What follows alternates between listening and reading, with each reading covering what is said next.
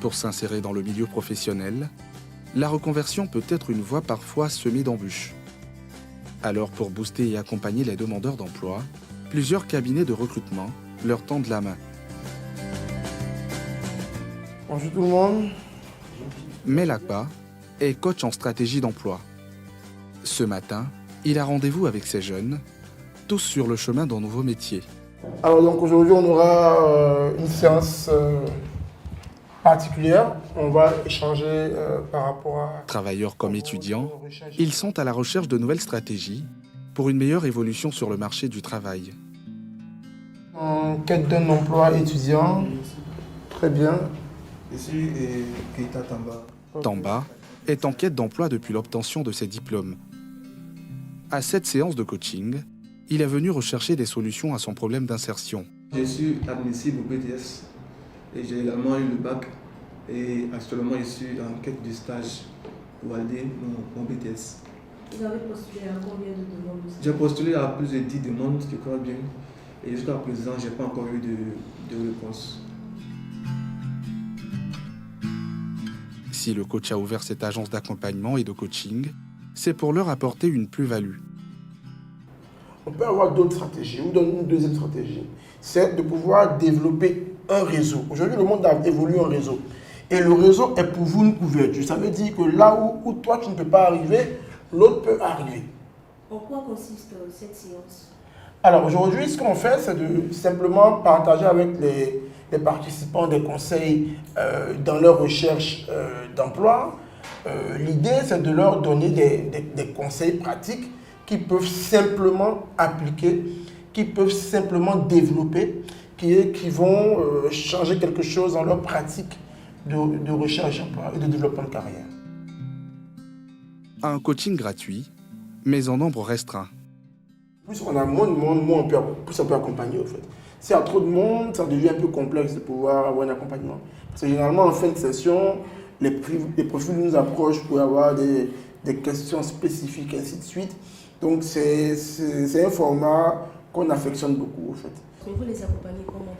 Alors, l'accompagnement se fait de plusieurs façons. Alors, la première chose, c'est qu'on a un site de e-formation où ils peuvent avoir du contenu de formation, se former tout seul et puis développer des capacités. Et on a également de l'accompagnement personnalisé. Donc, ils peuvent prendre un pack de coaching personnalisé. Il y en a 4 qui existent. Et puis, avoir des séances en privé avec moi et également avoir un suivi sur plusieurs mois. Après plus de 20 minutes de partage d'expérience et de coaching, Tamba en ressort plus que ravi. J'ai été beaucoup édifié et j'espère encore une fois de plus qu'on aura cette formation dans les jours à venir. Qu'est-ce qui t'a édifié? Qu'est-ce que tu as appris aujourd'hui que je ne savais pas? Bon, il faut dire que c'est au niveau des compétences.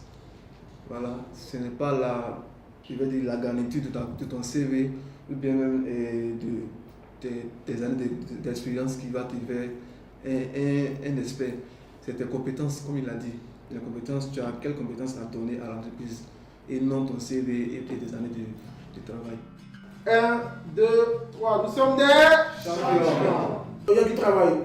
Il y a même trop d'emplois en Côte d'Ivoire. Mais c'est parce qu'on ne sait pas chercher. C'est parce qu'aussi on se cantonne sur les diplômes qu'on a eus, alors que le diplôme ne peut pas t'ouvrir la porte du travail. C'est ta réelle compétence, ce que tu démontres, qui t'ouvre la porte du travail. Donc c'est vraiment une question de mindset, donc de manière de penser qui bloque les Ivoiriens et les jeunes en général.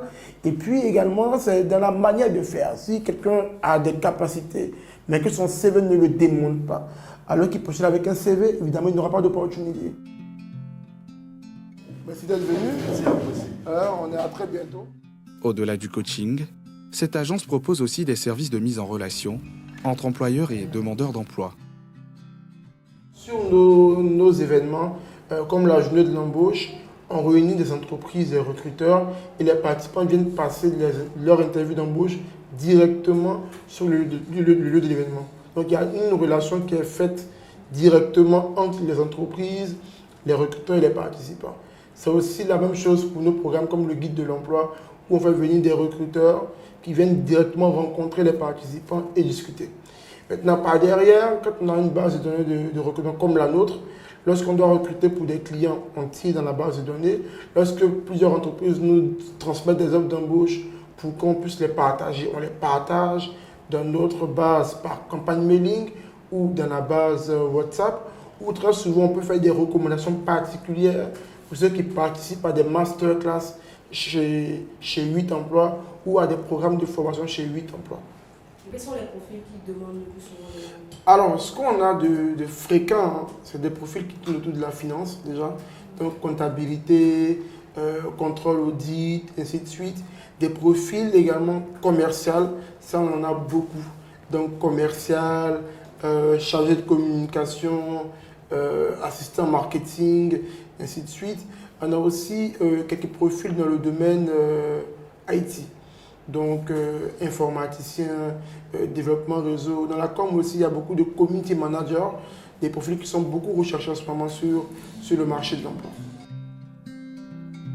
Grâce à cette initiative, plusieurs ont pu aujourd'hui se faire une place dans le secteur. On a suivi de différents clients. Oui, Il y a de bons retours.